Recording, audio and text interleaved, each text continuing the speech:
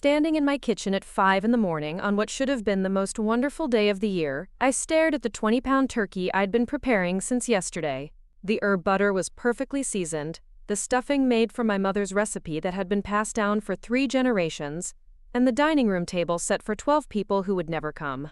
My hands trembled as I reached for my phone, scrolling through the pictures I'd posted just hours earlier from my hotel balcony in Maui, the golden Hawaiian sunrise painting the sky in shades I'd never seen from my modest home in Phoenix. Before we jump back in, tell us where you're tuning in from, and if this story touches you, make sure you're subscribed, because tomorrow, I've saved something extra special for you. The comments were already pouring in, and I could practically feel the shockwaves rippling through my family back in Arizona.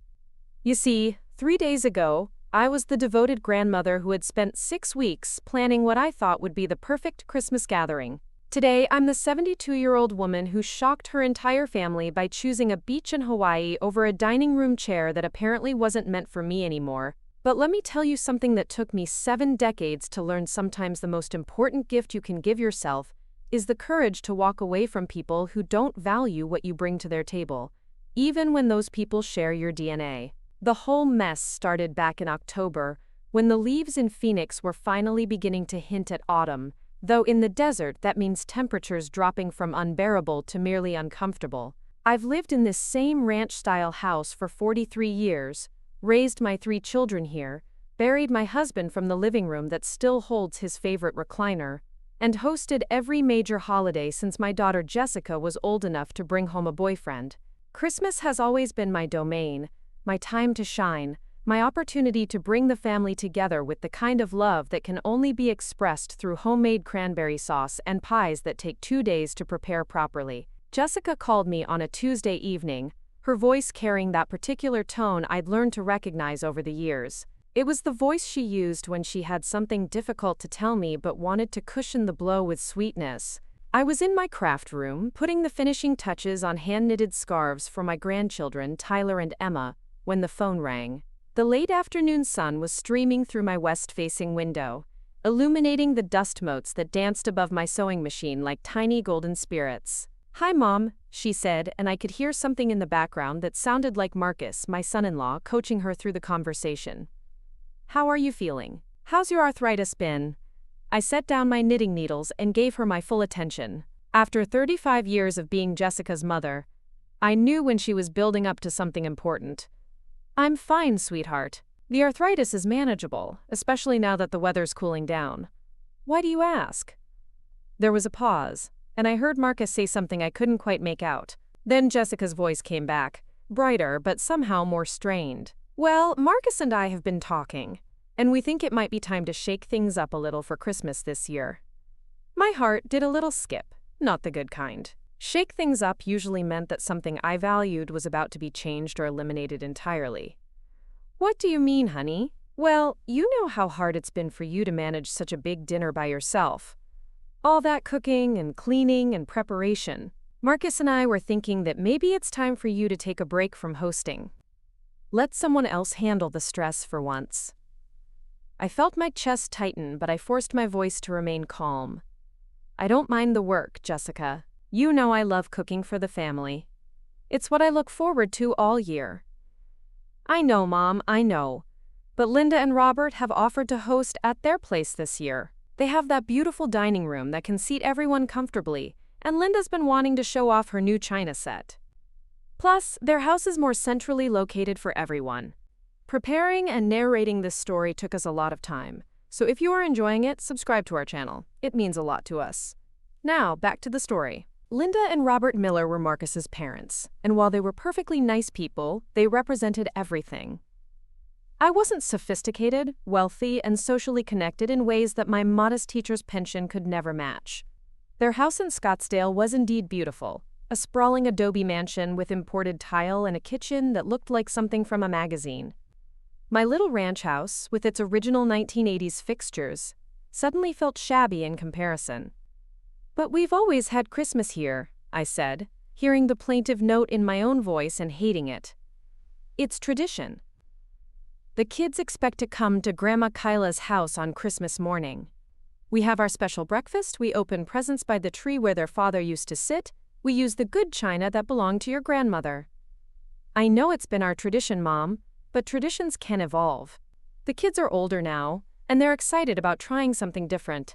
Linda has already started planning the menu, and she's hired a catering service to help with everything. It'll be much more elegant than what we usually do. The word elegant hit me like a slap. What we usually do. As if the meals I'd been preparing with love and care for decades were somehow inadequate, unsophisticated, embarrassing in their simplicity. I thought about the Christmas mornings when Jessica and her brothers had raced down the hallway to find their stockings stuffed with small treasures. The way they'd helped me mix batter for pancakes while still in their pajamas.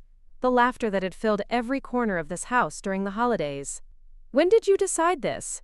I asked, trying to keep the hurt out of my voice. Well, Linda brought it up a few weeks ago, and the more we thought about it, the more sense it made. She's used to entertaining large groups, and her staff can handle all the details. You'll be able to relax and just enjoy the family time without worrying about anything. Staff. Of course Linda had staff. I had always been my own staff, my own chef, my own decorator, my own cleanup crew. I had taken pride in doing everything myself, in creating a warm and welcoming environment through my own efforts, rather than hiring professionals to manufacture hospitality. "What time should I be there?" I asked, because what else could I say? That I was devastated. That they were taking away the one thing that made me feel essential to my family's happiness? That Christmas at someone else's house would feel like visiting rather than celebrating? Well, that's the thing, Mom. Linda was hoping to keep it to immediate family only this year. You know, just Marcus and me and the kids, plus Linda and Robert and Marcus's sister Sarah with her family. She's been going through a difficult divorce, and Linda wants to keep things intimate and supportive for her. The silence that followed was so complete I wondered if the phone had disconnected. Then the words hit me with their full impact. Immediate family only. After 35 years of being Jessica's mother, after helping raise Tyler and Emma, after being the constant presence in their lives when Marcus was traveling for work and Jessica was overwhelmed with her real estate career, I was not considered immediate family. "I see," I said, though I didn't see it all. I felt like I was drowning in my own living room, surrounded by family photos and grandchildren's artwork, and 43 years of memories that apparently meant less than Linda Miller's desire for an intimate gathering. "Mom, please don't be upset. It's just 1 year, and Linda really wants to do something special for Sarah. You understand how important family support is during difficult times." Family support. Yes, I understood that concept very well. I had provided it when Jessica was a struggling single mother before she met Marcus. I had provided it when Tyler was born 6 weeks premature and spent a month in the NICU while Jessica and Marcus were barely holding themselves together. I had provided it during countless emergencies, celebrations, and ordinary Tuesday evenings when they needed someone to watch the kids or bring dinner or simply listen while they worked through their problems. "Of course I understand," I said, because that's what grandmothers do. We understand. We accommodate. We step aside gracefully when our presence becomes inconvenient. "I knew you'd be wonderful about this, Mom. You're always so understanding. Maybe you could plan something nice for yourself that day. Take a spa day or go out to dinner somewhere special."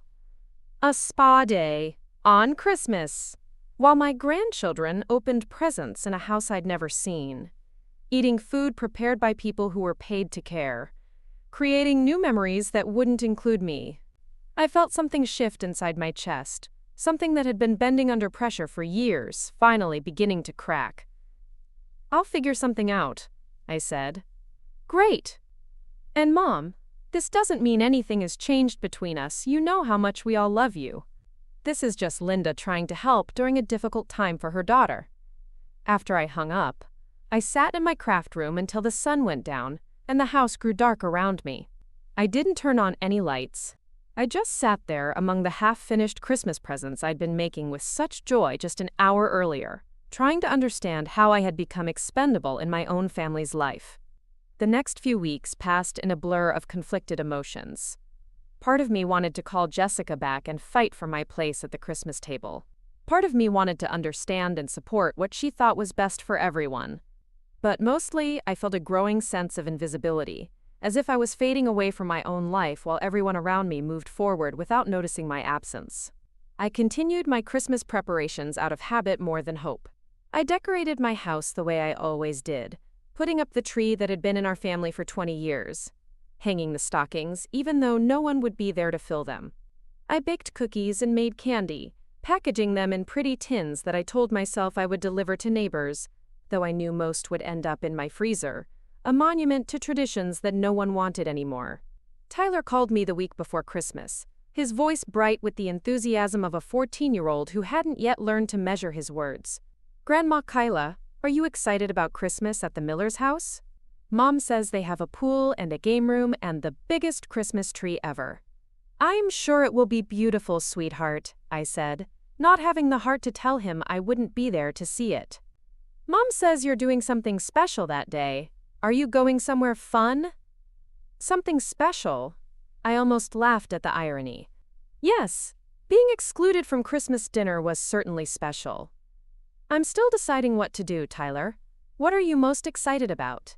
He launched into a detailed description of the presents he was hoping to receive, the elaborate breakfast Linda had planned, the games they would play by the pool since it was Arizona and Christmas could be spent outdoors. His excitement was infectious, and I found myself genuinely happy that he was looking forward to the day, even as my heart broke a little more with each detail. "Will you call us on Christmas?" he asked. "I want to tell you about everything." "Of course, sweetheart. I always want to hear about your adventures." After he hung up, I sat in my kitchen and looked around at the house that had sheltered so many Christmas mornings. The refrigerator was covered with pictures of Tyler and Emma from every stage of their lives, their school artwork carefully preserved under alphabet magnets that had been there since their toddler years. The cookie jars were full, the pantry stocked with ingredients for a feast that no one would eat. That's when I made a decision that surprised even me. If my family could make plans without me, then I could make plans without them. If they wanted elegant and sophisticated, if they wanted new traditions and hired staff and imported china, then they could have all of that. But I wasn't going to spend Christmas feeling sorry for myself in an empty house. Surrounded by reminders of what I used to mean to people who had apparently outgrown their need for me, I walked to my computer and opened a travel website. I had never taken a vacation by myself, had never spent Christmas anywhere but in my own home, or occasionally at my children's houses. But there was money in my savings account, money I had been carefully setting aside for emergencies, or maybe a cruise someday when I was too old to take care of myself. Well, this felt like an emergency of the soul, and I was apparently already too old to be considered essential family. Hawaii had always been on my list of places to see someday.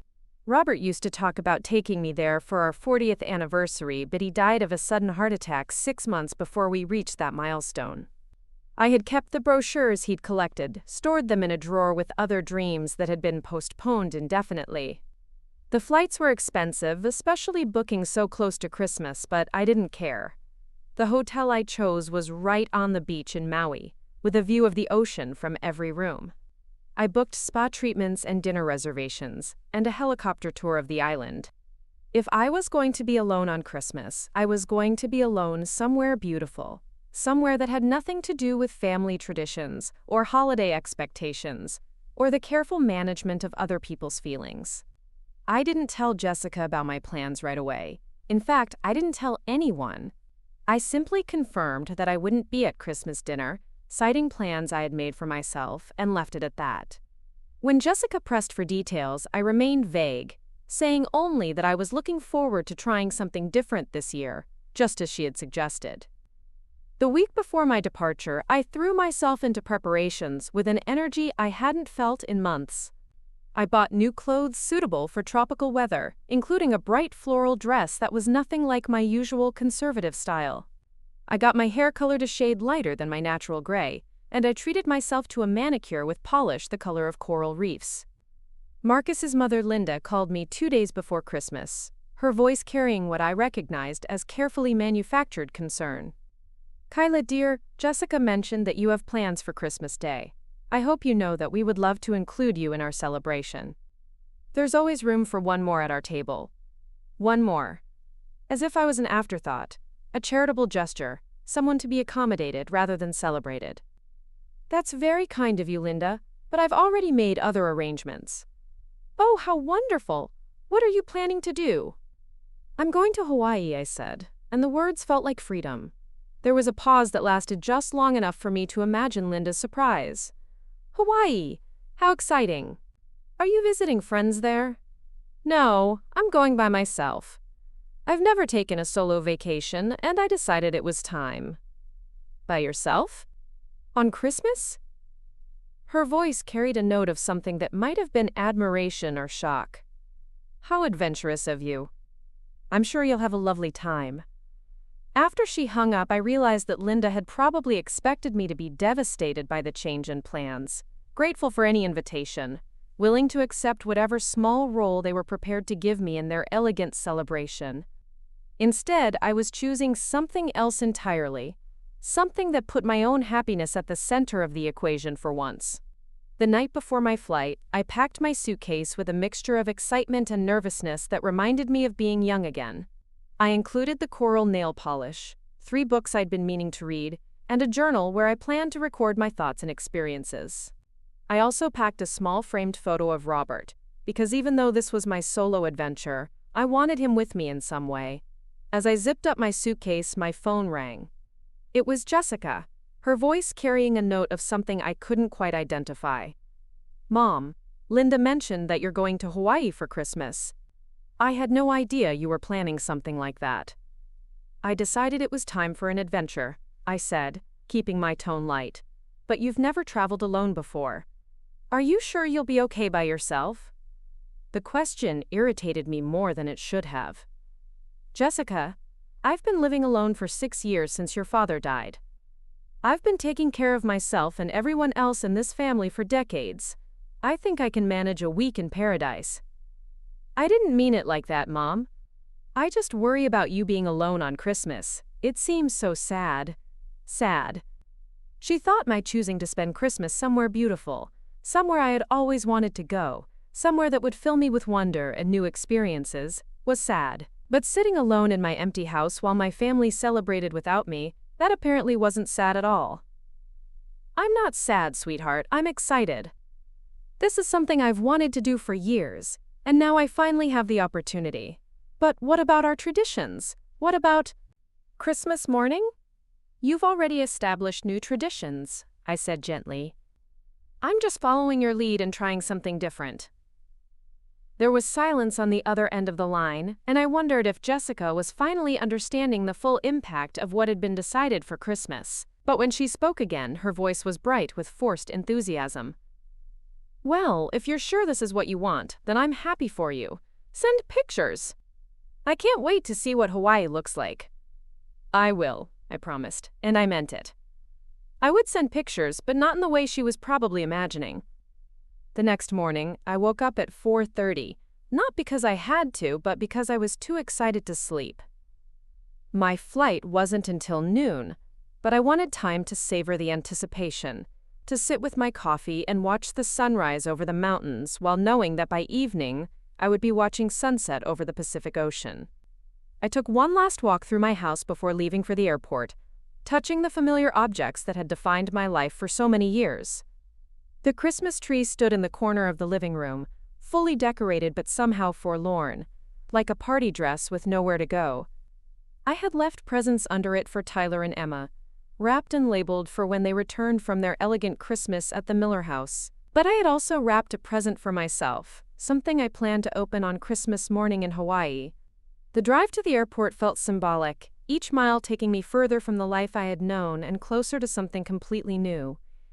I had always been the stable one, the reliable one, the person everyone could count on to be exactly where they expected me to be. But as the Phoenix skyline faded in my rearview mirror, I felt a lightness I hadn't experienced in years. The flight to Maui was my first time traveling anywhere without a specific purpose related to family or obligation. I wasn't visiting relatives or attending a wedding or helping with a crisis. I was simply going somewhere because I wanted to be there, because it would bring me joy, because I deserved to experience beauty and adventure, and the kind of spontaneous happiness that had been missing from my carefully scheduled life. As the plane lifted off and Arizona became a patchwork of desert and mountains below me, I opened the journal I had brought and wrote my first entry. Today I choose myself. Today I remember that my happiness matters too. Today I begin to discover who Kyla is when she's not trying to be what everyone else needs her to be. The woman sitting next to me, probably about my age, glanced over and smiled. "Hawaii?" she asked. "Hawaii," I confirmed, and the word tasted like freedom. The moment I stepped off the plane in Maui, the warm, tropical air wrapped around me like an embrace I hadn't realized I desperately needed. The scent of plumeria and ocean salt filled my lungs as I made my way through the outdoor corridors of Kahului Airport, my coral-painted nails gripping the handle of my suitcase with determination. Everything about this place was different from the dry desert heat of Arizona, from the way the palm trees swayed against an impossibly blue sky, to the relaxed smiles of the people around me who seemed to move at a pace dictated by ocean tides rather than appointment calendars. My hotel room exceeded every expectation I had dared to form during the long months of careful budgeting and secret planning. The balcony overlooked the Pacific Ocean, where waves crashed against black volcanic rocks in a rhythm that seemed to wash away the tension I had been carrying in my shoulders for weeks.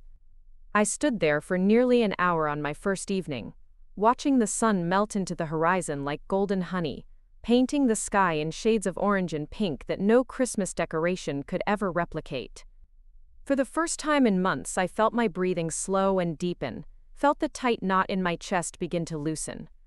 The resort was bustling with families on Christmas vacation, couples celebrating anniversaries, and other solo travelers who had chosen adventure over obligation.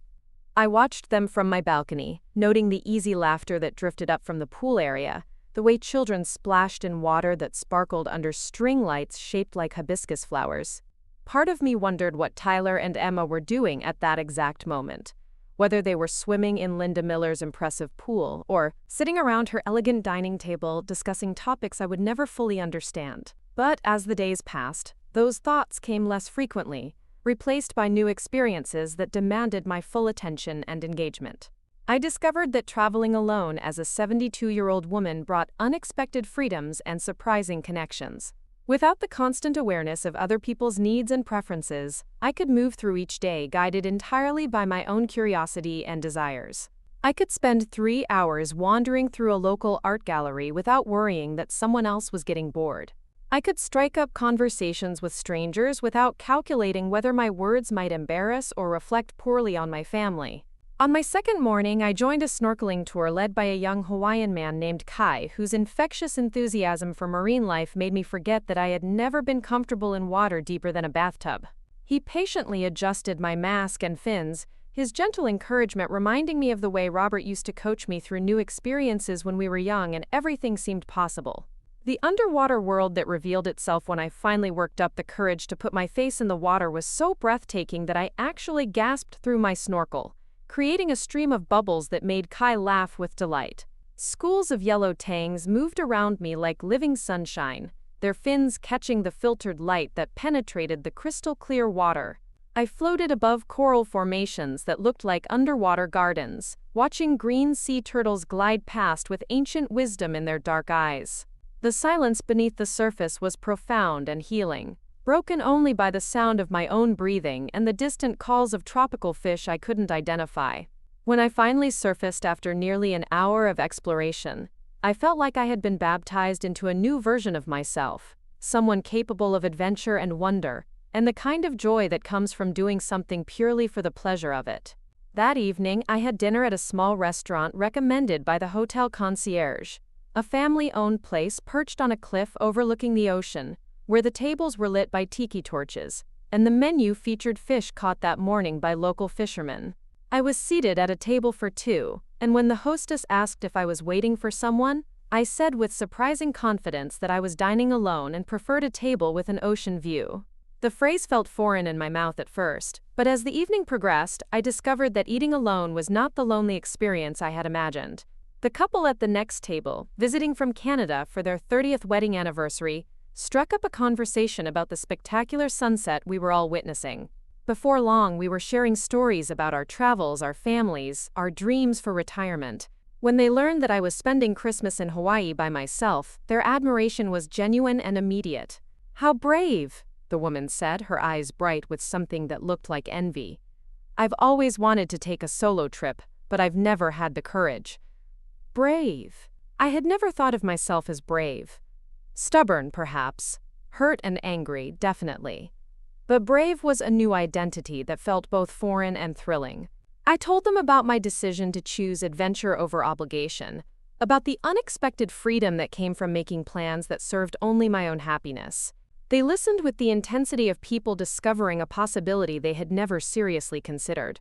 The conversation continued over coffee, and the most decadent chocolate dessert I had ever tasted, a creation that involved passion fruit and macadamia nuts, and flavors that seemed to capture the essence of the island itself. I found myself telling stories about my life in Phoenix, about raising 3 children and building a marriage that had lasted 39 years before Robert's sudden death. But I also found myself talking about dreams I had set aside, places I wanted to see, experiences I had postponed while attending to everyone else's immediate needs. "What's next?" the man asked as we watched fishing boats return to harbor with their Christmas Day catch. "Where will your next solo adventure take you?" Next. The word hung in the tropical air like a promise. I realized that I hadn't thought beyond this week. In Hawaii, hadn't considered that this trip might be the beginning of something larger rather than a single act of defiance. But as I watched the lights of those fishing boats bob against the dark horizon, I felt something shifting inside me, some fundamental understanding about what the rest of my life might hold. The next morning, Christmas Eve, I woke before sunrise and walked barefoot along the beach, the warm sand soft between my toes and the ocean waves creating a soundtrack that seemed designed for reflection and revelation. The beach was nearly empty except for early morning joggers and a few other guests who had risen to watch the sun emerge from the Pacific like a daily miracle. I thought about Christmas mornings past, about the chaos and joy of children tearing through wrapping paper while Robert made his famous Christmas pancakes, and I orchestrated the complicated dance of gift-giving and meal preparation that had defined our holiday traditions. Those memories no longer carried the sharp sting of loss that had characterized my thoughts for the past several weeks. Instead, they felt like treasures I could carry with me without being weighed down by them, beautiful chapters in a story that was still being written. I was still Tyler and Emma's grandmother, still Jessica's mother, still the woman who had loved Robert Davis for 4 decades. But I was also something else now, something I was just beginning to discover. That afternoon, I treated myself to a massage at the resort spa, an indulgence I had never allowed myself even during the years when Robert was alive and our budget could have accommodated such luxuries. The massage therapist, a woman about Emma's age with gentle hands and a soothing voice, worked tension from muscles I hadn't realized were tight. As she rubbed fragrant oils into my shoulders and neck, I felt layers of stress and responsibility dissolving like sugar in warm water. "You carry a lot in your shoulders," she observed as she worked on a particularly stubborn knot near my neck. "Are you someone who takes care of everyone else?" The question was asked without judgment, but it hit me with unexpected force. Yes, I was someone who took care of everyone else. I had been that person for so long that I had forgotten there might be other ways to exist in the world. Other identities available to me beyond caregiver and problem solver, and the reliable presence that everyone could count on to put their needs before her own. "I'm learning to take care of myself too," I said, and the words felt like a declaration of independence. That evening, I dressed in the bright floral dress I had bought specifically for this trip, applied the coral nail polish with extra care, and made my way to the hotel's Christmas Eve dinner. The restaurant had been transformed with white lights and tropical flowers, creating an atmosphere that was both festive and serene. I was seated at a large round table with other guests, including a retired teacher from Oregon, a young couple celebrating their first Christmas as newlyweds, and an elderly man who was traveling alone after losing his wife the previous year. The conversation flowed as easily as the wine, with stories shared about families both present and absent, traditions both cherished and abandoned, holidays both perfect and complicated.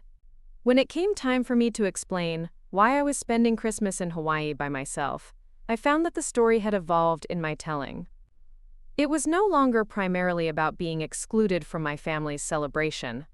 It had become about choosing joy, about refusing to let other people's decisions determine my happiness, about discovering that adventure was still possible at 72.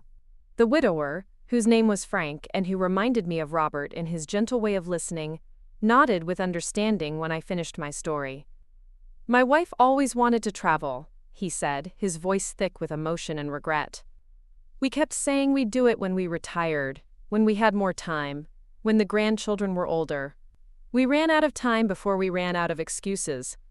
His words settled over our table like a benediction, a reminder that life is shorter and more fragile than we like to acknowledge. The young couple reached for each other's hands, their eyes bright with tears and newfound determination. The retired teacher raised her glass in a toast to seizing the moment, to choosing adventure over hesitation, to the courage required to disappoint other people in service of our own authentic happiness. As Christmas Eve turned into Christmas morning, I stood on my balcony watching the ocean waves catch the moonlight and reflect it back in patterns that seemed almost choreographed. Somewhere in Arizona, my family was probably settling in for the night in Linda Miller's elegant guest rooms, preparing for a Christmas morning that would unfold according to someone else's careful planning. I wondered if Tyler and Emma had asked about me, if Jessica had felt even a moment of regret about the choice that had led us to spend this holiday apart. But those thoughts felt distant and theoretical, like concerns belonging to a different version of myself. The woman standing on this balcony in Hawaii, wearing a floral nightgown that caught the warm breeze, felt more alive and present than I had in years. Tomorrow would bring Christmas Day in paradise, and I would face it not as someone who had been excluded from her family's celebration, but as someone who had chosen something better. I pulled out my phone and scrolled through the photos I had taken over the past few days. The snorkeling adventure, where I looked ridiculous, but radiant in my mask and fins. The sunset dinner where I was clearly enjoying my own company. The spa day where I looked relaxed and pampered in ways that had nothing to do with anyone else's approval or expectations. These were not the Christmas photos my family would expect, not images that fit into their understanding of who Grandma Kyla was supposed to be, but they were true pictures of who I was becoming, and I realized with a surge of something that felt like rebellion mixed with joy, that I wanted to share them, not as a way to hurt or punish anyone, but as a declaration that this version of myself existed and deserved recognition. I had spent decades documenting everyone else's milestones and adventures, carefully preserving their happiness in photo albums and scrapbooks. It was time to document my own. I selected the most beautiful sunset photo, one where the sky looked like it had been painted by angels and the ocean stretched endlessly toward tomorrow's possibilities. I added a caption that felt both honest and kind. Christmas Eve in paradise. Sometimes the best gift you can give yourself is the courage to choose joy. Merry Christmas from Maui! Then, before I could second-guess myself or worry about how the message might be received, I posted it to my social media account and turned off my phone. Whatever responses awaited me could wait until tomorrow. Tonight belonged to the sound of ocean waves and the promise of Christmas morning, in a place where everything was possible and nothing was expected, except my own happiness. As I finally drifted off to sleep in sheets that smelled like tropical flowers, I thought about the present I had wrapped for myself and hidden in my suitcase. Tomorrow, I would open it on a beach instead of under a Christmas tree, surrounded by strangers who had become friends instead of family members who had forgotten how to see me clearly. The gift was something I had wanted for years but had never bought for myself, something that represented not who I used to be but who I was brave enough to become. Christmas morning would bring sunshine instead of snow, swimming instead of stockings, adventure instead of obligation. And for the first time in months, I fell asleep excited about what tomorrow would bring rather than anxious about how I would get through it. The woman who had boarded a plane in Phoenix 3 days ago felt like a distant memory. The woman who would wake up in Hawaii on Christmas morning was someone I was only just beginning to know, but I liked her courage, her willingness to choose herself, her newfound understanding that love sometimes means setting boundaries rather than accepting whatever scraps of attention others are willing to offer. The ocean waves continued their eternal rhythm outside my window, washing away old sorrows and carrying in new possibilities with each tide. Tomorrow would be a Christmas unlike any I had ever experienced, and I could hardly wait to see who I would become in its unfolding. Christmas morning in Hawaii dawned with the kind of perfection that makes you believe in miracles. I woke naturally at 6:30, no alarm needed, to the sound of gentle waves and the melodic calls of tropical birds whose names I didn't know, but whose songs felt like a personal serenade. The morning light filtering through my hotel room curtains was golden and warm, so different from the harsh winter sun that would be struggling to penetrate the cloudy Arizona sky, where my family was waking up in Linda Miller's perfectly appointed guest rooms. I made coffee using the small machine in my room and carried my cup onto the balcony, where the Pacific Ocean stretched endlessly toward the horizon. The water was a shade of blue I had never seen before, deeper and more vibrant than any photograph could capture. Small waves rolled onto the white sand beach below, and I could see early morning walkers and joggers beginning their day with an energy that spoke of vacation freedom rather than holiday obligation. For a moment, I allowed myself to imagine what was happening in Scottsdale. Tyler and Emma would be awake by now, probably exploring the impressive amenities of the Miller estate, while their parents sipped coffee from expensive cups and discussed the day's carefully orchestrated schedule. There would be a catered breakfast served on china that had never known the warmth of family hands. Conversations that followed social scripts rather than genuine connection, presents that emphasized value over thoughtfulness. But the sadness I expected to feel didn't come. Instead, I felt a profound sense of liberation, as if I had escaped from a play where I had been assigned a supporting role and discovered I could write my own script instead. I turned on my phone for the first time since posting my sunset photo the night before, and the screen immediately filled with notifications that made my heart race with a mixture of excitement and apprehension. The responses to my Christmas Eve post were overwhelming. Comments poured in from friends I hadn't heard from in years, neighbors who had watched me struggle through Robert's death, and the lonely months that followed. Former colleagues from my teaching days who remembered the woman I used to be before I became defined entirely by my relationships to other people. "You look absolutely radiant," wrote Sarah Peterson, who had taught third grade across the hall from my fifth grade classroom for 15 years. "I'm so proud of you for choosing yourself," commented my neighbor Mrs. Chen, whose own family struggles I had witnessed from my kitchen window during countless difficult dinners. But it was the responses from my immediate family that made my hands tremble as I scrolled through the messages. Jessica had called 3 times and left 2 voicemails, her voice progressing from confusion to concern to something that sounded suspiciously like panic. Marcus had sent a text that said simply, "Mom, please call when you get this. We need to talk." Even Tyler had managed to send a message from whatever device he was using at the Miller house. "Grandma, your pictures are amazing. Are you really in Hawaii without us?" The most surprising response came from Linda Miller herself, a carefully worded comment that revealed more than she probably intended. "How lovely that you're having such a wonderful holiday, Kyla. I hope you know you are always welcome to join our family celebration." The passive-aggressive undertone was unmistakable, the implication that I had chosen to be absent rather than been excluded from their intimate gathering. But there was also something else in her words, a defensiveness that suggested my absence had been noticed and commented upon by her guests. I closed the phone and returned to my coffee, watching fishing boats navigate the channel between my resort and the smaller island visible in the distance. I had a choice to make about how to spend this Christmas morning, and for the first time in decades that choice belonged entirely to me. I could spend the day managing other people's emotions about my decision to prioritize my own happiness, or I could continue the adventure I had begun when I boarded that plane in Phoenix. The present I had wrapped for myself waited on the hotel room desk, a small package that had taken me weeks to work up the courage to purchase. Inside was a digital camera, not the basic point-and-shoot model I had used for years to document other people's milestones, but a sophisticated piece of equipment that would allow me to capture the world with the attention and artistry it deserved. Photography had been a passion of mine before marriage and children, and the endless responsibilities of adult life had crowded out personal interests. The camera represented not just a tool for recording memories, but a commitment to seeing the world with fresh eyes. I unwrapped it carefully, my fingers exploring the familiar yet foreign weight of professional photography equipment. The manual was thick with possibilities, filled with technical terms and creative options that made my heart race with anticipation. This was not a gift that served anyone else's needs or expectations.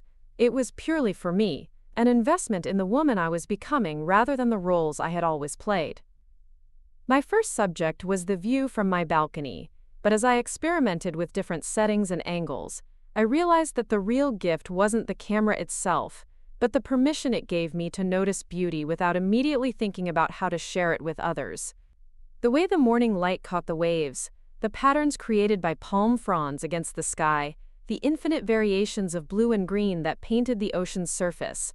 These details demanded attention not because they would make good social media posts, but because they fed something in my soul that had been starving for years. I spent an hour learning to use the camera's various features, playing with focus and depth of field like a child discovering a new toy. When I finally looked up from the viewfinder, I realized that the beach below had filled with other hotel guests beginning their Christmas morning adventures. Families were setting up elaborate picnics. Couples were walking hand in hand along the water's edge. Children were building sandcastles, with the focused intensity that comes from having unlimited time and endless possibilities. The sight that caught my attention most powerfully was an elderly man sitting alone on a beach chair, reading a book with the kind of peaceful concentration that suggested he was exactly where he wanted to be.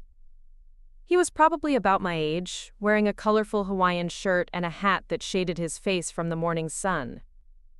There was something about his solitude that spoke to me, a quality of self-possessed contentment that I recognized as the thing I had been searching for without knowing it. I adjusted my camera settings and captured the scene, not because the man was particularly photogenic, but because he represented something I was trying to understand about the difference between being alone and being lonely. He wasn't waiting for anyone or wishing he was somewhere else. He was simply present in his own life, engaged with his book and the morning and the gentle rhythm of waves that provided the soundtrack for his reading. That image became the centerpiece of my Christmas morning photo collection, but it was followed by dozens of others that documented my growing comfort with solo adventure. I photographed my breakfast on the hotel terrace, a feast of tropical fruits and fresh pastries that I chose based entirely on my own preferences, rather than anyone else's dietary restrictions or social expectations. I captured the moment when a hermit crab scuttled across my feet during my beach walk, the surprise and delight on my face visible in the camera's reflection when I turned it toward myself. But it was during my afternoon snorkeling expedition that I truly understood how profoundly my relationship with my own life had shifted. The underwater world that had intimidated me just days before now felt like a sanctuary, where I could move at my own pace, explore what interested me, surface when I needed air without worrying about keeping up with anyone else's schedule or abilities. I floated above coral gardens that seemed designed by an artist with an unlimited palette, watching fish whose colors had no names in any language I knew. When I surfaced after nearly 2 hours of underwater exploration, gasping with exhilaration and the kind of physical tiredness that comes from joyful exertion, I found that Frank, the widower from the Christmas Eve dinner, had been snorkeling nearby. He swam over with the easy stroke of someone who had spent his life comfortable in water, his face bright with the same sense of wonder I was feeling. "Incredible, isn't it?" he said, treading water beside me as we both looked back toward the reef we had just explored. "My wife would have loved this. She always said the ocean was God's art gallery." His mention of his deceased wife didn't carry the heavy sadness I might have expected.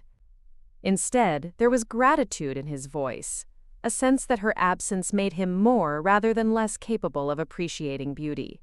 I understood that feeling in a way I couldn't have explained to someone who hadn't experienced the particular grief that comes from outliving your primary attachment. "She sounds like a wise woman," I said, and meant it. She was, but she was also someone who worried too much about other people's opinions, about doing the right thing, about making sure everyone else was happy before she considered her own needs. "I think she would be proud of what you're doing here, choosing yourself for once." The observation hit me with unexpected force, not because it was particularly profound, but because it came from someone who understood the courage required to break free from a lifetime of putting others first. Frank had been watching me over the past few days, noting my solo dinners and independent adventures with the recognition of someone who was fighting the same battle between obligation and authentic happiness. We swam back to shore together, our conversation flowing as easily as the water around us. He told me about his wife's 40-year career as a nurse, her dedication to healing others, often at the expense of her own health and well-being. I shared stories about my teaching career, about the satisfaction of helping children discover their own potential, while somehow losing sight of my own dreams and possibilities.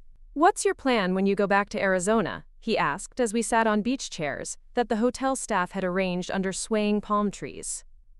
The question caught me off guard because I realized I hadn't thought much beyond this week in Hawaii. I had been so focused on escaping from the immediate pain of being excluded from Christmas that I hadn't considered what would happen when I returned to my regular life in Phoenix. The house would still be too quiet, the holidays would still feel different without Robert, my family would still be navigating their own complicated relationships and expectations. "I don't know," I admitted, and the uncertainty felt more exciting than frightening. "I suppose I'll figure it out as I go." Frank nodded with the understanding of someone who had faced similar questions about how to rebuild a life after losing its central organizing principle. "The hardest part," he said, "is learning to ask yourself what you want instead of what you think you should want. It's a different language after decades of making decisions based on other people's needs." His words stayed with me as the afternoon dissolved into evening, and Christmas Day began its gentle transition into memory. I had dinner alone again, but this time the solitude felt like a choice rather than a circumstance imposed by others.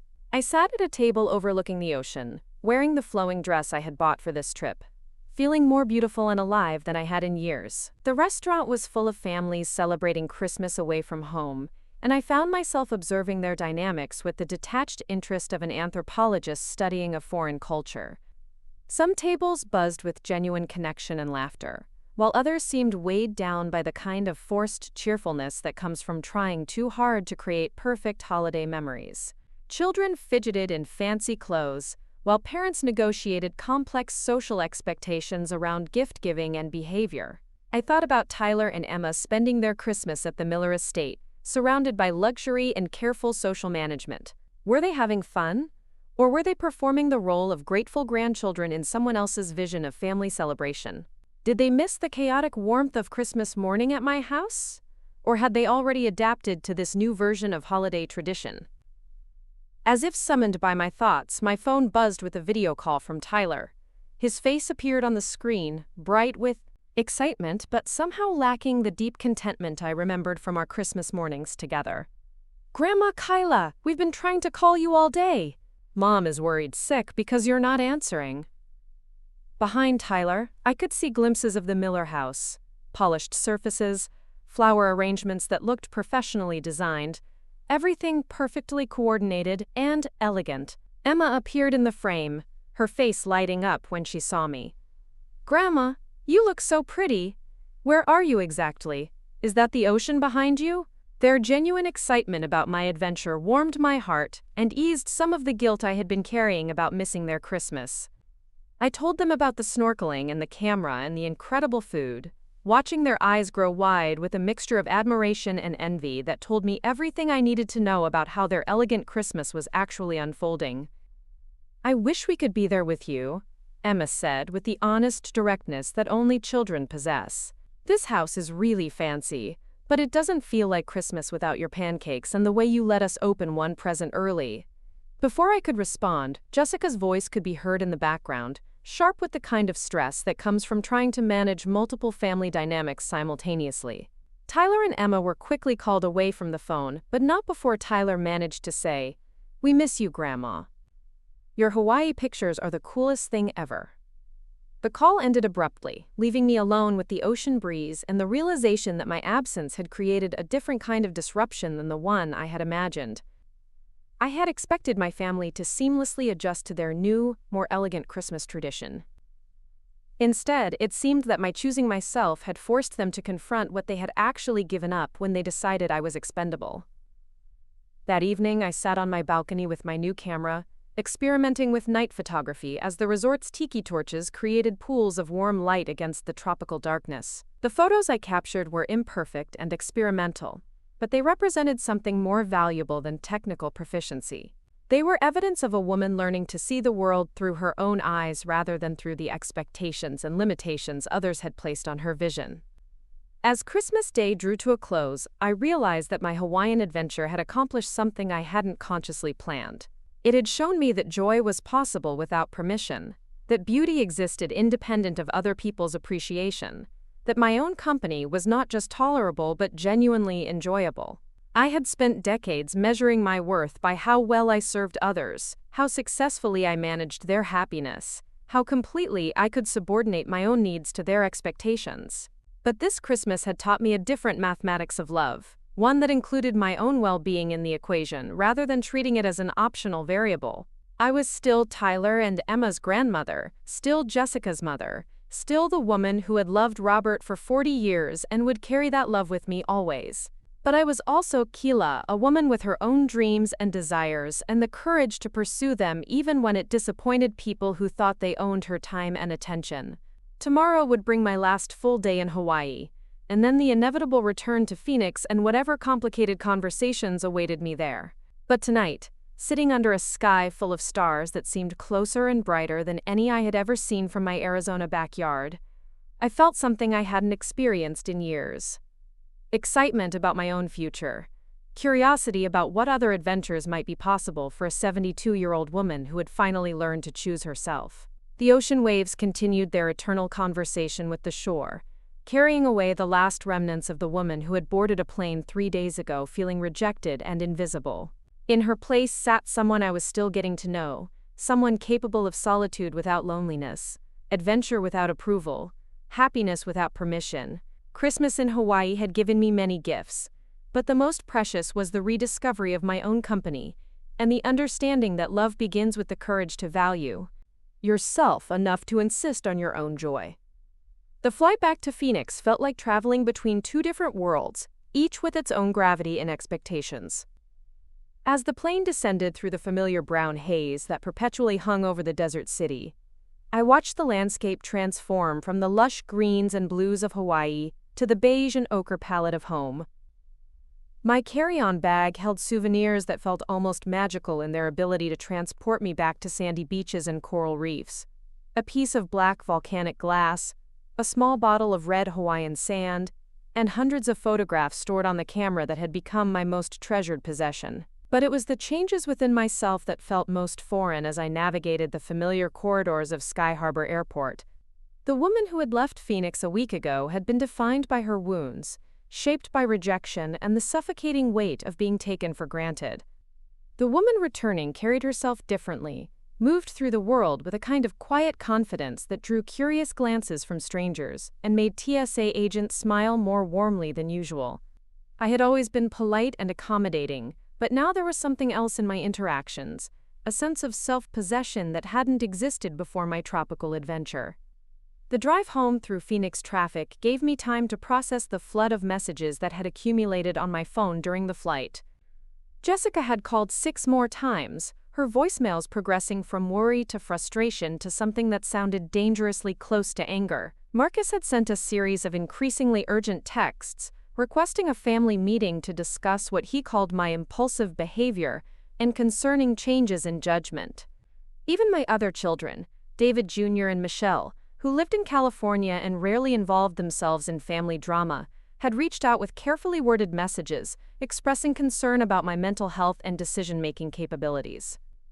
The messages revealed something that both amused and irritated me: my family's complete inability to conceive of my happiness as anything other than a crisis requiring immediate intervention.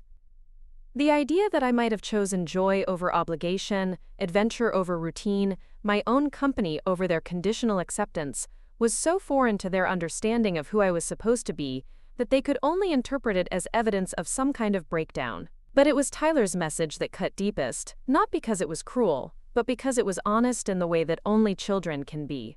Grandma Kyla, Mom says you might be going through something, and that's why you went to Hawaii instead of spending Christmas with us. Are you okay? I know the fancy Christmas was pretty, but it wasn't as fun as I thought it would be. I missed your cinnamon rolls and the way you let us make pancakes in funny shapes. Can we have a regular Christmas together next year? His words crystallized something I had been struggling to articulate during my week of self-discovery. My family hadn't just excluded me from their celebration. They had eliminated the very elements that made Christmas feel like Christmas to the people who mattered most. In their pursuit of elegance and social acceptability, they had traded away the warmth and authenticity that children instinctively recognize as the true spirit of the holiday. My house welcomed me back with the peculiar mixture of familiarity and estrangement that comes from returning to a place that looks exactly the same while you have fundamentally changed. The Christmas decorations I had left up looked somehow smaller and more fragile than I remembered, like props from a play that had closed while the actors were away. The refrigerator still hummed with the same rhythm, but the photos covering its surface seemed to tell a different story now. One about a woman who had spent decades documenting other people's lives while forgetting to live her own. I unpacked slowly, laying out the treasures from Hawaii on my kitchen table like evidence of a life I was still learning to claim. The volcanic glass caught the afternoon desert light and threw it back in patterns that seemed to hold echoes of ocean waves. The red sand sparkled with microscopic pieces of coral and shell that told stories of geological time and natural beauty that existed independent of human appreciation or approval. But it was the camera that held my attention longest. I connected it to my computer and spent hours reviewing the hundreds of photos I had taken, seeing my week in Hawaii through the lens of memory and distance. There I was, snorkeling above coral reefs, dining alone with obvious contentment, laughing with Frank and the other travelers who had become temporary family. The woman in these photos looked familiar but different, as if she had been lit from within by some source of illumination that had been hidden for years. That evening, as I sat in my living room surrounded by evidence of my transformation, Jessica arrived unannounced with Marcus in tow. She let herself in with the spare key I had given her years ago, calling out with the particular tone of voice that meant she was prepared for battle. "Mom, we need to talk." She appeared in my living room doorway with Marcus behind her, both of them wearing expressions that I recognized from difficult conversations with Tyler and Emma, when they had been caught in some transgression that required parental intervention. "Hello, sweetheart." Marcus. I remained seated in my favorite chair, the camera resting in my lap like a talisman of my newfound independence. "How was your Christmas at the Miller house?" The question caught Jessica off guard, and I watched her struggle to find words that would convey her displeasure with my behavior without admitting that their elegant celebration had been anything less than perfect. "It was lovely, Mom, but that's not why we're here. We're worried about you. Flying off to Hawaii by yourself without telling anyone, spending Christmas alone, posting pictures like you're some kind of college student on spring break. It's not like you. Not like me." The phrase hung in the air between us, loaded with assumptions about who I was supposed to be and what kinds of behavior were acceptable for a woman of my age and station. I looked at my daughter, really looked at her, and saw something I had been too close to notice before. Jessica was terrified of my transformation because it challenged every assumption she had made about the predictable, manageable role I would play in her life. "You're right," I said quietly. "It's not like the version of me you've become accustomed to. But it's very much like the person I used to be before I learned to make myself smaller to fit into other people's expectations." Marcus shifted uncomfortably in the doorway, clearly wishing he was anywhere else but caught in the middle of a mother-daughter confrontation. "Mrs. Davis, we're just concerned about your safety, traveling alone at your age, making major decisions without consulting family." "My age?" I repeated the words with a kind of wondering amazement.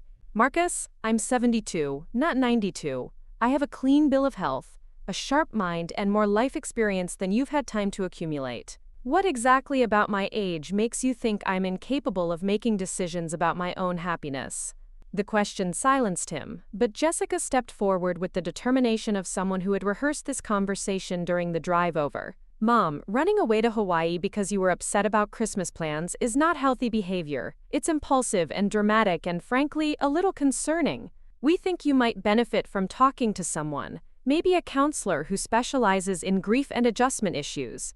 Grief and adjustment issues. As if my joy was a mental health crisis, my self-advocacy a symptom of psychological instability. I stood up from my chair, the camera still in my hands, and walked to the sliding door that led to my back patio. The desert sunset was painting the sky in shades of pink and orange that reminded me of Hawaiian evenings, and I felt a surge of gratitude for the week that had taught me the difference between existing and living. Jessica, sit down. Both of you. My voice carried an authority I hadn't known I possessed. I want to tell you about my week in Hawaii, and I want you to listen without interrupting or analyzing or planning interventions. I told them about the snorkeling, about floating weightless above coral gardens that took my breath away. I described the dinners where I ate exactly what I wanted without consulting anyone else's preferences, the mornings when I woke up excited about the day ahead instead of dreading the complex negotiations required to keep everyone else happy. I showed them photos on my camera, images that captured not just beautiful landscapes but moments of pure joy that radiated from my face like light. This is what happiness looks like, I said, showing them a picture of myself laughing as a hermit crab scurried across my feet. This is what it means to choose yourself, to prioritize your own well-being, to remember that your life belongs to you first and everyone else second. Jessica's face went through a series of expressions as she processed what I was telling her. I could see her struggling to reconcile the confident, radiant woman in these photos with her mental image of the accommodating mother who had always been available to solve problems and smooth over difficulties. But Mom, we need you. The kids love spending Christmas with you, and I count on your help with family logistics. What happens to all of that if you decide to just run off whenever you feel like it? The honest selfishness of her concern was almost refreshing in its clarity. She wasn't worried about my happiness or well-being. She was worried about the disruption my independence might cause to the carefully organized systems that depended on my predictable availability. Jessica, I will always love you and Tyler and Emma more than my own life. But loving you doesn't mean sacrificing every shred of my own identity to serve your convenience. It doesn't mean accepting exclusion from family celebrations without protest. It doesn't mean pretending that your happiness is more important than mine. Marcus finally found his voice, though he spoke carefully as if navigating a minefield. We never meant to exclude you from Christmas, Mrs. Davis. It was Linda's idea to keep things small, and we thought you might appreciate not having to do all the work for once. Marcus, your mother called it immediate family only. After 35 years of being Jessica's mother, after helping raise your children, after being the constant presence in your lives during every crisis and celebration, I was not considered immediate family. Do you understand how that felt? The question hung in the air, and I watched both of them grapple with the implications of their choices. Jessica's eyes filled with tears, but they were tears of frustration rather than remorse, the tears of someone confronted with consequences she hadn't anticipated. We can't undo Christmas, Mom, but we can make sure it doesn't happen again. Next year, we'll go back to having it here, and everything can be like it used to be. Like it used to be. The phrase that had once represented comfort and continuity now sounded like a prison sentence. I looked around my living room, at the furniture arranged for easy conversation, at the kitchen visible through the doorway where I had prepared countless meals for people who had gradually forgotten to appreciate the love that seasoned every dish. No, I said, and the word seemed to surprise all three of us with its finality. Things won't go back to the way they used to be, because I'm not the same person I used to be. I won't be returning to a life where my value is measured entirely by how well I serve other people's needs. Jessica stood up abruptly, her composure finally cracking under the weight of this conversation. So what are you saying? That you don't want to be part of this family anymore? That we're all just burdens you're tired of carrying? I'm saying that I want to be part of this family as myself, not as a supporting character in your lives. I want to be valued for who I am, not just for what I can provide. I want to be invited to celebrations because my presence adds joy, not because you feel obligated to include me. The silence that followed was heavy with years of unspoken expectations and unexamined assumptions about my role in their lives. I could see Jessica struggling with concepts that challenged everything she had taken for granted about our relationship, while Marcus looked like a man who had wandered into someone else's family therapy session. What does that mean practically? Jessica finally asked, her voice smaller than before. It means I'm planning another trip next month, to visit the Grand Canyon. I've lived in Arizona for 43 years and never seen it. It means I'm taking a photography class at the community college, something I've wanted to do since before you were born. It means I'm going to start saying no to requests that don't serve my own interests and yes to experiences that fill me with wonder. I walked to the kitchen table, where my Hawaiian treasures were still displayed, picking up the piece of volcanic glass and holding it to the light. It means I'm going to stop apologizing for taking up space in my own life. Marcus cleared his throat, clearly uncomfortable with the emotional intensity of our conversation but trying to find some middle ground. Maybe we could plan some family trips together, include you in our adventures instead of expecting you to always host. The suggestion was well-intentioned but revealed how little he understood about what had actually changed in me. I wasn't looking for better inclusion in their existing plans. I was claiming my right to make plans that served my own dreams and desires. That's kind of you, Marcus, but I think you're missing the point. I don't need to be included in your adventures. I need the freedom to have my own adventures, to make choices based on what brings me joy, rather than what serves everyone else's convenience. Jessica sat back down, her face a mixture of confusion and something that might have been admiration. I don't understand how you changed so much in just 1 week. I didn't change, sweetheart. I remembered. I remembered who I was before I learned to make myself invisible, before I accepted that my role was to facilitate everyone else's happiness while ignoring my own. Hawaii didn't transform me. It reminded me that transformation was possible. The conversation continued for another hour, covering practical questions about holidays and family gatherings, about my future plans and their expectations for my continued availability.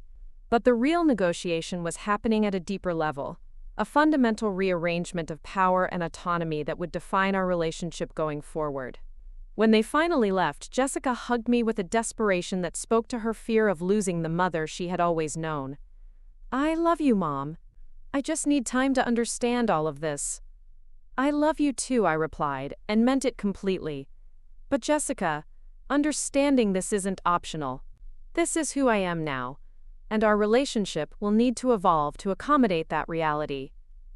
After they left, I sat in my living room as darkness settled over Phoenix, the city lights beginning to twinkle like earthbound stars. My house felt different now. Not like a museum of memories, but like a launching pad for possibilities. The woman who had left for Hawaii a week ago had been defined by her relationships to other people, valuable only insofar as she served their needs and expectations. The woman who sat here now was still Tyler and Emma's grandmother, still Jessica's mother, still the keeper of family traditions and the creator of holiday magic. But she was also Kyla, a person with her own dreams and desires, her own capacity for adventure and growth, and the kind of joy that comes from choosing yourself without apology. Tomorrow would bring new challenges, more difficult conversations, and the ongoing work of maintaining boundaries with people who had grown accustomed to my endless availability. But tonight, surrounded by treasures from a week that had changed everything, I felt something I hadn't experienced in years. Excitement about my own future, curiosity about the woman I was still becoming, and the unshakable conviction that my happiness mattered as much as anyone else's. The volcanic glass on my table caught the lamplight and threw it back in patterns that seemed to hold all the colors of the ocean. In a few months I would return to Hawaii, not as an escape from family obligations, but as a celebration of a life that finally belonged entirely to me. And perhaps, if they could learn to see me as a whole person, rather than a convenient solution to their logistical challenges, my family might even be happy for me. 6 months after my Hawaiian Christmas, I stood in the same kitchen where this whole journey had begun, but everything was different now. The morning sun streamed through windows that I had finally gotten around to updating with new curtains, bright patterns that reminded me of tropical flowers rather than the beige neutrals I had chosen decades ago to match Robert's conservative tastes. On my counter sat a stack of travel brochures for my upcoming photography expedition to New Zealand, and beside them a letter from Tyler that made my heart sing every time I read it. The letter had arrived 3 days ago, written in his careful 14-year-old handwriting on paper that still smelled faintly of the cologne he had started wearing to impress girls at school. Dear Grandma Keela, it began, I wanted to write you a real letter because Mom said texting doesn't count for important things, and this is important. I've been thinking about Christmas and how different everything has been since you went to Hawaii, and I wanted you to know that I think you were brave to choose yourself. I didn't understand it at first because I was sad that Christmas wasn't the same, but now I get it. You taught me that being happy is a choice you have to make for yourself, and no one else can make it for you. The transformation in our family dynamics hadn't happened overnight. The months following my return from Hawaii had been filled with uncomfortable conversations, hurt feelings, and the slow, sometimes painful process of renegotiating relationships that had been built on assumptions about my limitless availability and accommodation. But gradually, something beautiful had emerged from the chaos. Authentic connections based on mutual respect, rather than one-sided obligation. Jessica had been the slowest to adjust, clinging to the idea that my newfound independence was a temporary phase that would eventually give way to a return to our old patterns. She had tested my boundaries repeatedly during the spring, calling with emergencies that weren't really emergencies, expecting me to drop my own plans to solve problems that she was perfectly capable of handling herself. Each time I gently but firmly declined to abandon my own life for her convenience, she grew a little more frustrated and, eventually, a little more respectful of my choices. The turning point had come in April when Tyler broke his arm during a soccer game and Jessica called me in tears, expecting me to rush to the hospital despite the fact that I was 3 hours into a photography workshop I had been looking forward to for weeks. Instead of automatically dropping everything, I had calmly explained that Marcus was already at the hospital, that broken arms were inconvenient but not life-threatening, and that I would visit Tyler that evening after my class ended. The silence that followed my refusal to immediately rescue her from a situation she could handle had been deafening. But when I arrived at the hospital 6 hours later with Tyler's favorite ice cream and a new book, I found him proudly showing off his cast to nurses while regaling them with stories about his, quote, badass grandmother who's learning to take underwater photos. Jessica had looked at me with something approaching wonder, as if she was seeing me clearly for the first time in years. I don't know how you stayed so calm, she had admitted as we sat in the hospital waiting room while Tyler charmed his way into extra pudding cups. I was completely panicked and you just knew everything would be okay. Experience, I had replied simply. I've been through broken arms and worse with you and your brothers. But more importantly, I've learned that my presence isn't magical. Tyler doesn't need me to hover over him to heal properly, and you don't need me to absorb your anxiety to prove that I love you. The conversation that followed had been one of our most honest in years. Jessica had finally voiced what I had suspected all along. She was terrified of losing me the way she had lost her father, and my sudden independence felt like emotional abandonment. My refusal to be constantly available triggered her deepest fears about being left to navigate life's challenges without the safety net of my unconditional support. But I had learned something important during my months of therapy with Dr. Patricia Moreno, a grief counselor who specialized in helping people rebuild their identities after major losses. Loving someone doesn't mean absorbing their fears or sacrificing your own well-being to provide them with a false sense of security. Sometimes the most loving thing you can do is refuse to enable someone's dependence on your endless availability. Marcus had actually adapted to my transformation more easily than Jessica, perhaps because he had grown up with parents who maintained their own interests and identities throughout their marriage. He had started asking about my photography projects with genuine curiosity, and when I showed him pictures from my Grand Canyon expedition, his enthusiasm had been authentic rather than politely tolerant. "These are incredible, Mrs. Davis," he had said, studying a particularly dramatic shot of sunrise over the canyon rim. "Have you thought about entering them in competitions? Or maybe putting together an exhibition?" The suggestion had planted a seed that was already beginning to bloom. I had recently joined the Phoenix Photography Society and was working on a series they planned to feature in their fall show. The theme was Rediscovering Wonder, and my images from Hawaii, the Grand Canyon, and various solo adventures around Arizona told the story of a woman learning to see beauty through her own eyes rather than through the expectations of others. But it was my relationship with Tyler and Emma that had flourished most dramatically in the wake of my transformation. Without the complicated dynamics of trying to please their parents while maintaining my own integrity, I had been able to develop genuine friendships with my grandchildren based on shared interests and mutual respect. Tyler had become fascinated with photography after seeing my Hawaii pictures, and we had started taking monthly expeditions to photograph wildlife and landscapes around Arizona. During these adventures, he opened up about his own struggles with social expectations and peer pressure, and I found myself sharing stories about my youth that I had never told anyone, not even Robert. "Grandma," he had said during our last outing to Sedona, as we waited for the perfect light to photograph the red rock formations. "Do you ever regret waiting so long to do the things you really wanted to do?" The question had caught me off guard with its emotional sophistication. At 14, Tyler was already grappling with questions about authenticity and purpose that I hadn't seriously considered until my 70s. "I regret some things," I had answered honestly. "I regret that your grandfather never got to see Hawaii, that we postponed so many adventures while we waited for the right time that never came. But I don't regret the years I spent raising your mother and uncle and aunt, or the time I devoted to your family when you were younger. Those experiences taught me about love and sacrifice and the satisfaction that comes from helping others grow." The mistake was thinking that's all I was capable of being. Emma had approached our renewed relationship differently, with the emotional directness that seemed to characterize her generation. She had started calling me every Sunday evening, not because her parents told her to, but because she genuinely enjoyed our conversations about books and travel and the complicated business of figuring out who you want to become. "I used to think you were just Grandma," she had confided during one of these calls. "Like that was your whole identity.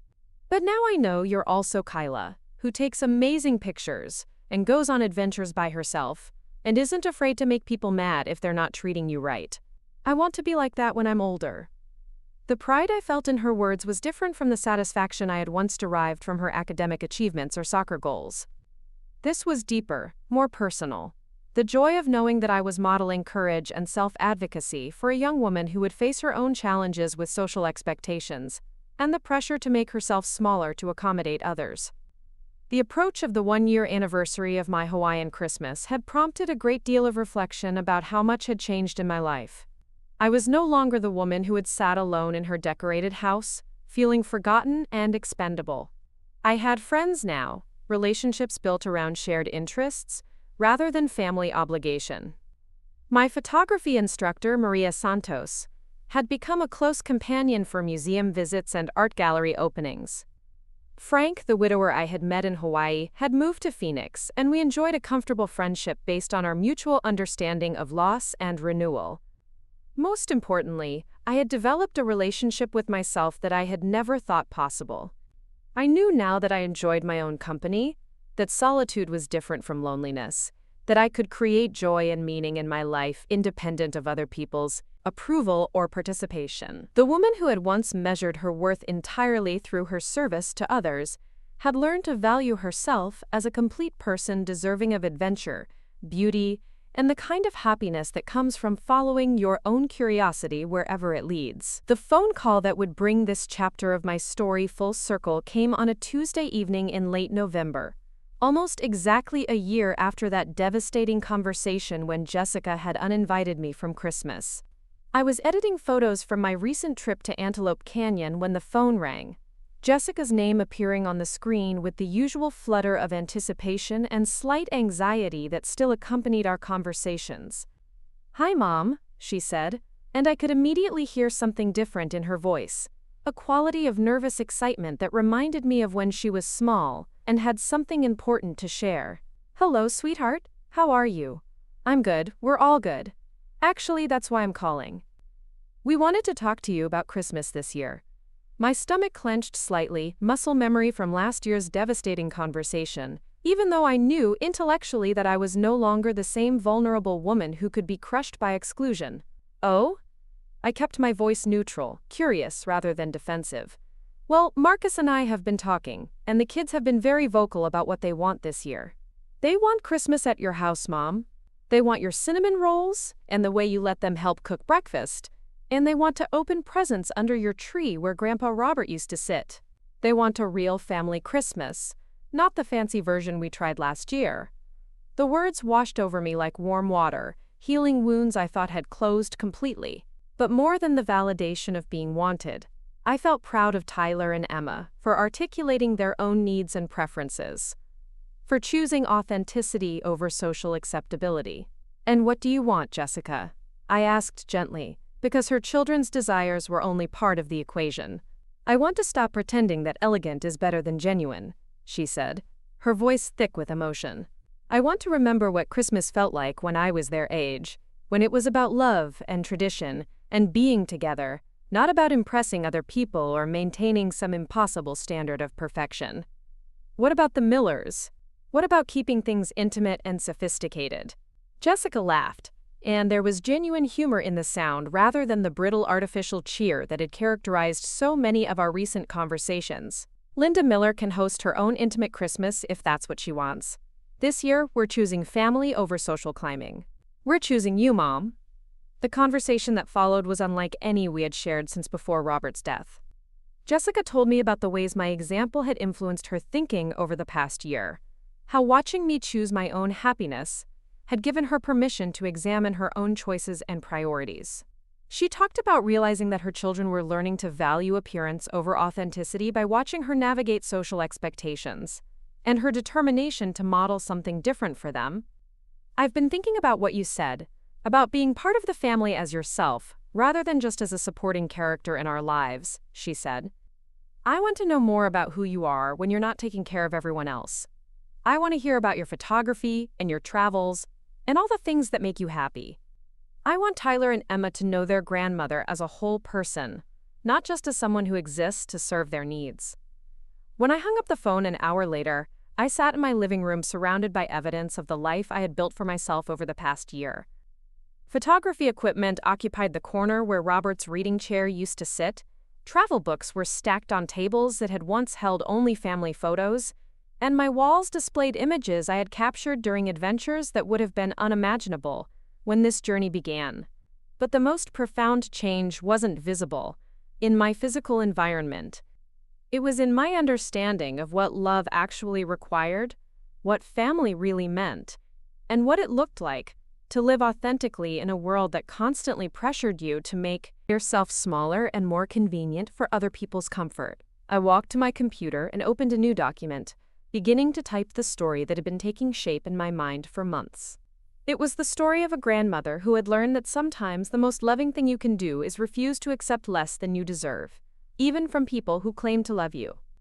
It was the story of a woman who had discovered that joy is a choice you make for yourself, not a gift you wait for others to bestow.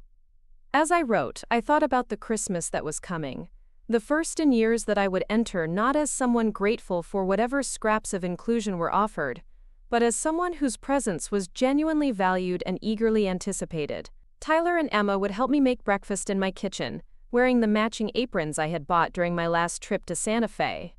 Jessica would learn my mother's stuffing recipe, not because I was too old to manage it myself, but because she wanted to carry forward traditions that connected her to something larger than her immediate social circle. There would be presents under my tree, conversations that meandered through topics of genuine interest rather than polite social scripts, and the kind of laughter that comes from people who are comfortable being themselves in each other's presence. It would be a Christmas built on love rather than obligation, inclusion rather than accommodation, authenticity rather than performance.